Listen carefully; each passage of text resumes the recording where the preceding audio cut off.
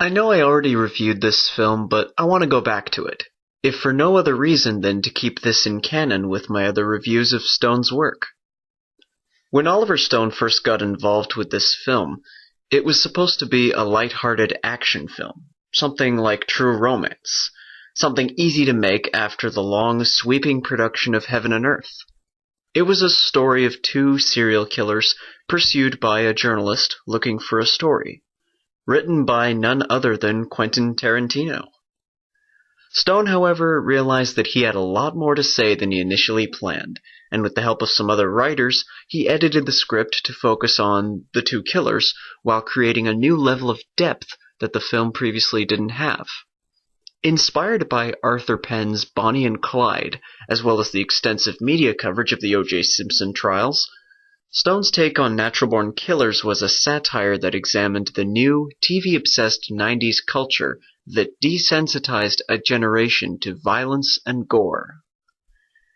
The couple in this film, Mickey and Mallory Knox, are both damaged people controlled by possessive demons, mostly due to their fathers abusing them throughout their lives.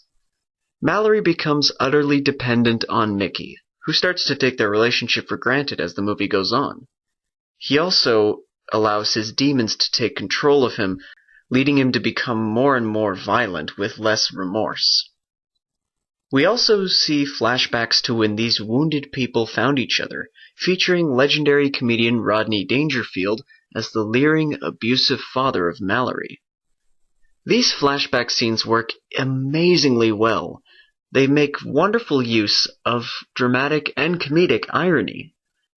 Rodney Dangerfield's character hurls verbal abuse at everyone in the scene, and Oliver Stone uses laugh track to coincide at the exact same time that these insults are said, as if to imply that we're supposed to find these horrible acts and words hilarious. It's an example of the manipulation within these sitcoms and shows that were so common in the 90s, and Oliver Stone does a great job capturing this hypocrisy. Meanwhile, in the present day of the film, the killing spree committed by Mickey and Mallory garners fascination and even admiration from the public. Jack Scagnetti, a slightly unhinged cop played by Tom Sizemore, hunts the pair down more for personal reasons and a desire for fame, rather than because it's his job. News reporter Wayne Gale has a field day speaking solemnly and judgmentally about the terrible acts committed by these two, but off camera he delights in their escapades, because they'll give him something new to report about. I've personally only ever seen the director's cut, which would have gotten an NC-17 rating in the States had it been released in theaters. I won't deny that it has some intense scenes of violence that I still find hard to watch. But ultimately, this film is well worth it. And while the deleted scenes and the special features are pretty uninteresting for the most part, there's one hilarious scene with Dennis Leary that I find really fun to watch, even if there was no way to work it into the movie at all. Like many of Stone's films, Natural Born Killers is a masterpiece in editing. The soundtrack is filled with the likes of Patti Smith, Nine Inch Nails, Dr. Dre, and the legendary Leonard Cohen. The cinematography is comprised of multiple camera angles, various camera lenses, and the editing style of the film seems likely to induce seizures.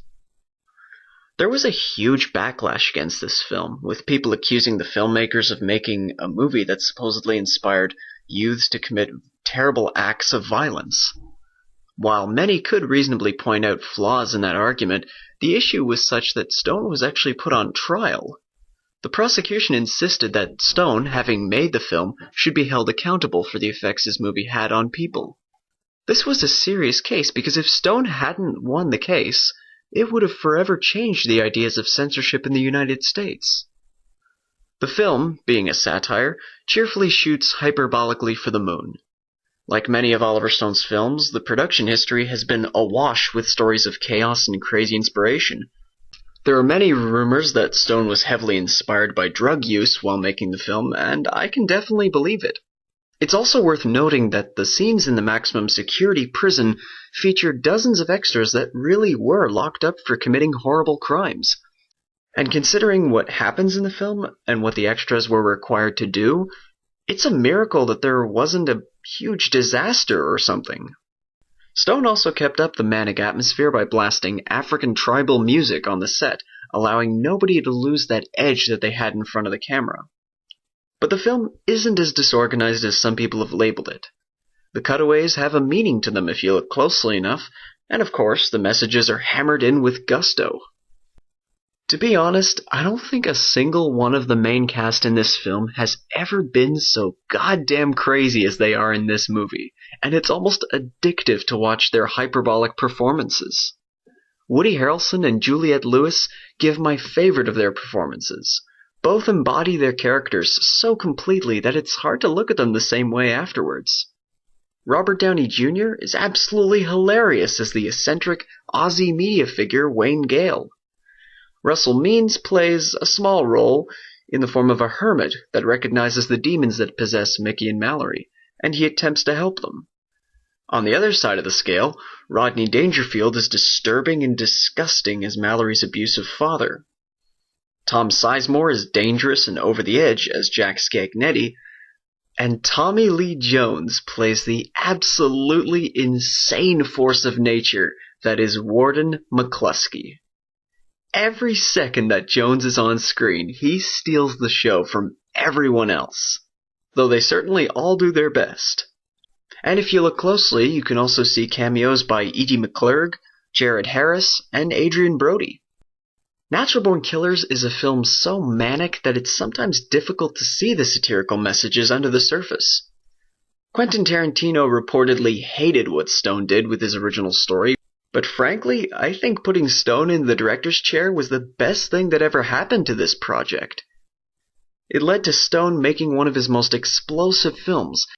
People will argue and rage about violence in films inspiring people to do the same, but if those people were degenerated enough to be inspired to kill because of a movie, then shouldn't the attention be on those people rather than whatever movie just happened to be the last straw? The whole point of Natural Born Killers is to show just how much the media depends on these psychos for a big story. And the fact that the media went nuts over this movie and the killing sprees that were supposedly inspired by it, it just shows how irony can sometimes be lost on people. But even without the messages, Natural Born Killers is a rampaging tale of redemption and a seeking of purity in the 90s society. And while it can be hard to watch for its graphic violence, it's ultimately an intoxicating film that won't soon be forgotten.